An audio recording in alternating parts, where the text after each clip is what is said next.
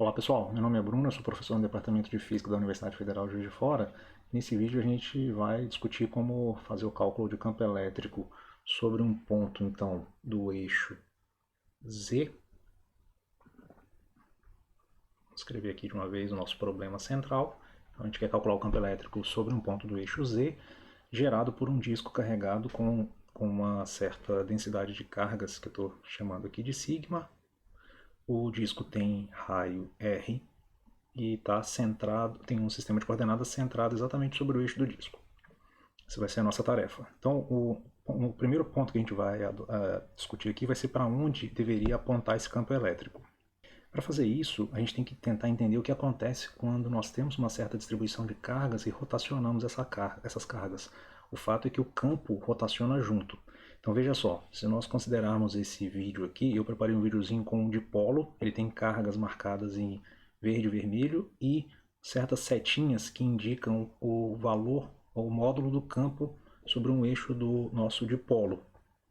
E quando nós rotacionamos a carga, naturalmente dá para ver que o dipolo rotaciona junto.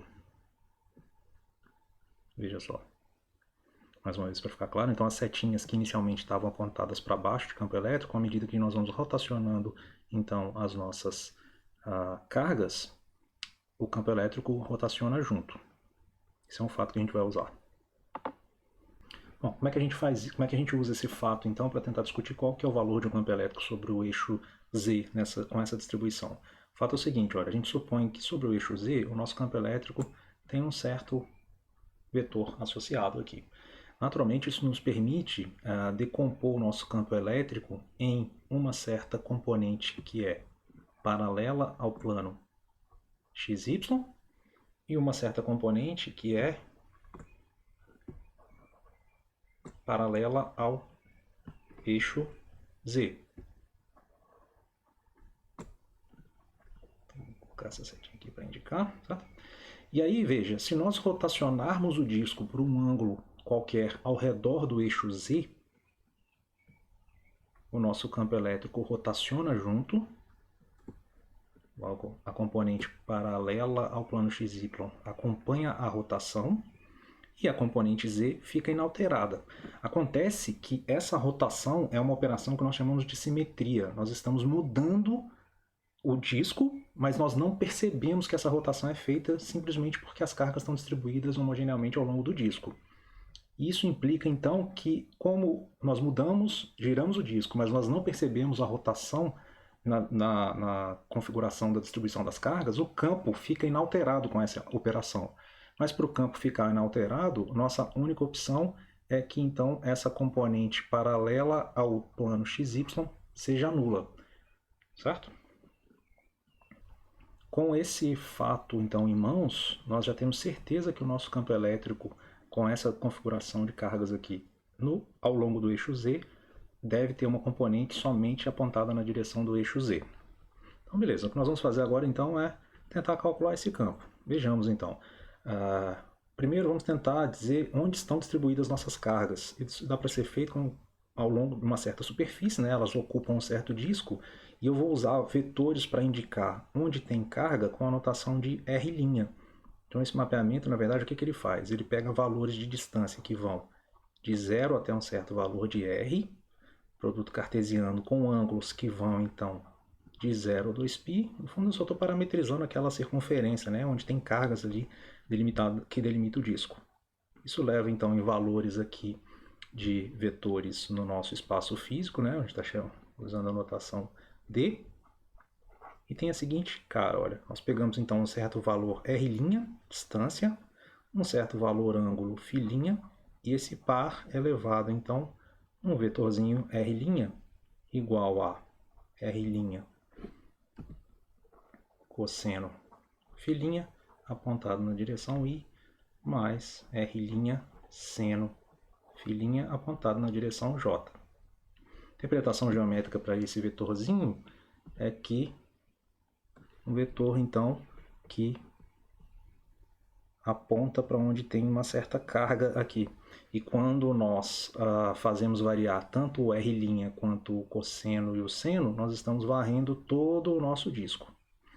Então vejamos, qual é a quantidade de cargas então que nós temos aqui nessa posição indicada pelo nosso vetor R'. Vamos olhar um pouquinho mais de detalhes aqui, olha. O nosso ângulo φ, interpretação geométrica para ele, é esse aqui. E o R' é a distância da origem até a ponta do nosso vetor. Veja, nós temos aqui naturalmente uma certa superfíciezinha e nós podemos calculá-la. Se eu chamar esse ângulo aqui de um certo dφ, o raio R' também já está dado. E aí eu concluo que um dos lados deste retângulozinho aqui vale, por sua vez, R' dφ. Lembrando que ângulo nada mais é do que dividir lá o comprimento daquele seu arco pelo raio, assim como o outro lado aqui do meu retângulozinho vale um certo dr'. E com isso eu consigo então concluir que eu tenho uma certa área apontada pelo meu vetor R', e essa área vale exatamente, nós vamos chamá-la de dA igual a, bom, às vezes a altura, né? Então, R', dR', dφ', né? Estou usando a notação φ', vou colocar aqui o linha correspondente. Isso implica que eu tenho uma certa quantidade então de carga naquele elemento de superfície, dada então por sigma vezes a própria área, que é o nosso R', dR', dφ'. Com isso em mãos, já dá para estimar o nosso campo, né? Então, campo elétrico gerado por aquele nosso, então, vetorzinho R' sobre um ponto aqui no eixo Z, então o R igual ao nosso ZK. Então o nosso campo elétrico aponta na direção da diferença entre esses vetores, sendo que então esse aqui é o nosso vetor R menos R', e esse vetorzinho que passou até o lado de cá é o que eu estou chamando de DE. E esse DE, então, calculado lá no nosso ponto ZK, igual a então, K, carga, sabemos que vale o nosso sigma, R', dR', dφ', e a componente que diz para onde o nosso campo aponta. Opa, R menos R', dividido então pelo módulo do nosso vetor R menos R' ao cubo. Lembrando novamente que esse cubo aqui, um fator 2 corresponde à queda do campo com o quadrado da distância, e o outro fator divide pelo módulo do R menos R, a divisão pelo módulo, gerando um vetor unitário. E agora, se nós somarmos então todas as contribuições, nós ficamos com uma certa integral com a seguinte estrutura. Então, o campo elétrico gerado então naquele ponto ZK igual a K. Nós estamos assumindo aqui que o nosso sigma é constante. Ficamos com uma integral aqui dupla, integral de superfície, né? Então, somar as contribuições ao longo do disco todo. Então, a gente fica com R', dR', dφ'. Agora, a diferença. O nosso vetor R é o próprio ZK. E o vetor R' está logo ali embaixo, ele vale R' cosseno φ' apontado na direção I, menos R' seno de φ' apontado na direção J. E o módulo desse vetor ao cubo, nós também conseguimos calcular facilmente. Isso vale, bom, componente x ao quadrado, então ficamos com R' cosseno ao quadrado de φ', mais componente y ao quadrado, R' quadrado, seno ao quadrado, φ', mais componente z ao quadrado. Módulo é a raiz, mas temos ao cubo, então ficamos com o fator 3/2. E a nossa integração vai, o nosso R' vai de 0 até R, lembra que eu quero varrer a circunferência toda, e o φ de 0 até 2π. Agora veja, tem um fato curioso aqui. Esse denominador ele pode ser simplificado, porque dá para colocar o nosso R' em evidência, e aí o numerador todo pode ser reescrito como um certo R' quadrado mais z ao quadrado elevado a 3 meios, pelo fato que seno ao quadrado mais cosseno ao quadrado igual a 1. O denominador não depende de φ. Agora, dá para a gente tentar integrar essa expressão primeiro em φ. Né? As nossas funções aqui são bem comportadas, então eu posso escolher a ordem da integração. Eu vou integrar primeiro em φ. Então vejamos, essa integral ela fica quebrada em outros 3. Uma aqui, multiplicado pelo vetor zk, outra aqui, que tem um fator cosseno φ ali para ser integrado, e finalmente um fator seno φ para ser integrado. Mas se você se lembrar que a integral de 0 a 2π, tanto do seno quanto do cosseno, são nulas, essa nossa conta ela já fica bem simplificada, né? Isso aqui vale zero. E a integral de 0 a 2π por um fator que não depende de φ é o próprio 2π. Então nós já ganhamos com isso k sigma, o fator 2π da integração de zk, que não depende nem de φ, tampouco de R', e nos resta aqui integral de 0 até R de um fator R' de R' dividido por R' ao quadrado mais z ao quadrado elevado a 3 meios. Essa integração você pode resolver como você quiser. Eu particularmente gosto de... Isso é gosto, né? Dá para usar um truquezinho aqui, vamos chamar de πzk. A gente integra de 0 até r d. Vou colocar o r' quadrado aqui, porque eu já tinha um fator 2r' de r', isso é o próprio d r' quadrado. O fator z é constante nessa conta, então também posso embuti-lo aqui dentro da nossa variável de integração. E aí ficamos com r' quadrado mais z quadrado elevado a 3 meios. E agora está mais ou menos fácil de integrar. O que você tem que fazer é olhar para essa integral como se fosse um objeto só, né? Eu gosto de brincar com os meus alunos. Se você tem lá a integral, por exemplo, de uma certa fumacinha de fumacinha. Isso aqui deveria ser igual, então, a fumacinha ao quadrado dividido por 2 mais a constante de integração. Então, olha o objeto como um todo, né? Então, essa integral, ela vira, vou escrever aqui embaixo, né? A k sigma π z, apontado na direção do vetor unitário k, vezes, então, o nosso fator r' quadrado mais z ao quadrado, 3 meios no numerador fica menos 3 meios, mais 1 menos 1 meio, multiplicado, então, pelo fator dividido por menos 1 meio, é o mesmo que multiplicar por menos 2, variando de 0 até r.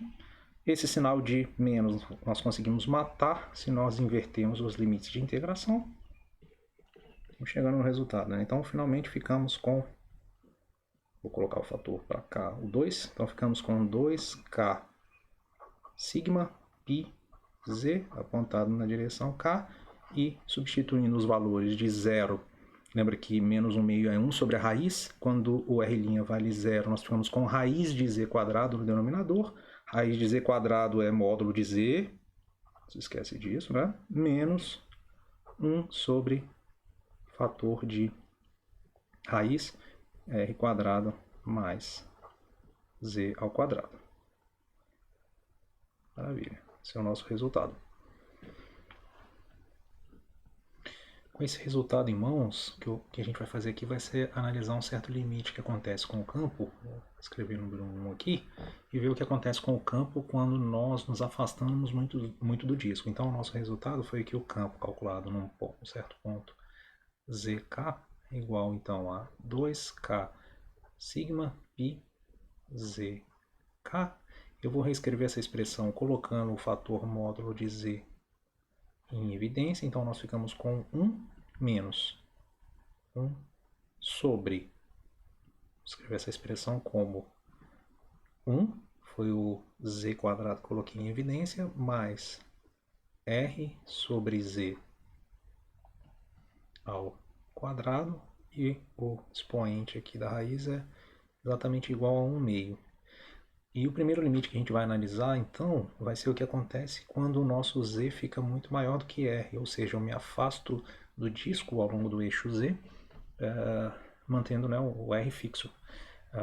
Essa expressão, se nós nos lembrarmos lá da aproximação que pode ser feita quando 1 mais epsilon elevado a um certo n é aproximadamente 1 mais n epsilon, desde que o nosso epsilon seja muito menor do que 1, essa expressão se adequa nessa aproximação, porque o nosso R sobre Z fica muito menor do que 1. O nosso N, nesse caso aqui, é menos 1/2, né? O fator fica no numerador. E o epsilon é o próprio R sobre Z. Eu vou gravar um vídeo sobre essa aproximação, isso dá para mostrar usando derivadas, talvez seja um dos fatores mais centrais em ciência, que é usar derivadas para fazer aproximações. Então, essa nossa expressão do campo, nesse limite em que o R fica muito maior do que o Z, ela fica aproximadamente, então, 2K sigma π Z sobre o módulo de Z apontado na direção K. Então, ficamos com 1 menos. Usando essa aproximação, então, nós ficamos com 1 menos 1 sobre 2 R quadrado sobre Z ao quadrado. O fator 1 aqui se cancela, menos com menos fica mais. Esse fator 2 pode ser cancelado com esse fator 2. E, finalmente, nós ficamos com K sigma π R ao quadrado dividido por Z ao quadrado apontado na direção K multiplicado por um fator Z sobre módulo de Z. Essa expressão, veja, ela tem alguns fatores bem conhecidos. O sigma vezes πr ao quadrado é a própria carga total depositada no disco. Então, essa expressão ela fica reescrita como kq sobre z ao quadrado apontado na direção K, multiplicado por esse fator z sobre módulo de z, que nada mais indica para onde aponta o nosso campo no seguinte sentido, olha, quando o z for maior do que zero, essa expressãozinha então vale 1. E quando o z for menor do que zero, essa expressão vale menos 1. Ou seja, quando estamos avaliando o campo então para pontos com o z positivo, nosso campo elétrico é divergente, e quando z é negativo, lembra que a gente fixou o eixo z exatamente com o zero sobre o eixo, a origem do centro do disco, né? E quando então nós estamos olhando o campo para pontos com z negativo, o campo também é divergente. Essa é a interpretação para esse nosso fator z sobre módulo de z. Mas, se nós olharmos com calma, esse fator kq sobre z quadrado apontado na direção k-chapéu nada mais é do que o campo gerado por uma carga. E, de fato, veja só, a gente tem uma interpretaçãozinha bonitinha para o nosso disco se nós dermos um zoom out aqui, que de fato significa nos afastarmos muito do disco, né? Reparem que, nesse caso, se nós olharmos para pontos sobre o eixo Z muito afastado do disco, nós enxergamos um campo que tem esse comportamento de cair com a distância ao quadrado, né? Como é aquele campo de uma carga pontual. Se nós voltarmos agora, então, dá para a gente tentar avaliar um certo segundo limite aqui. Isso pode ser uma boa tarefa. O segundo limite que vou deixar como exercício para vocês aqui, então, vai ser avaliar o que acontece com o campo quando o nosso raio vai para infinito, mantendo a nossa densidade de cargas constante. Fisicamente significa que você vai tentar estimar o campo, então, para pontos, mandando o R crescer, né? Você olha então para pontos como se você estivesse nas proximidades aqui do centro do disco, em alturas, não, proximidade do disco quer dizer raio muito menor do que o raio do disco, e altura também muito menor do que o raio do disco. O campo tem um comportamento bem comportado aqui, ele é constante a propósito, e esse fica como exercício. Bom, pessoal, com isso então nós concluímos o cálculo do campo elétrico por um disco carregado. Demos uma avaliada aqui nos limites, então quando a gente se afasta do disco, ou quando a gente manda o R crescer, ficou como exercício. Eu acho que é isso por hoje. Quem gostou, deixa um like, Se inscreve no canal, críticas e sugestões são bem-vindas. Valeu, obrigado. Até mais.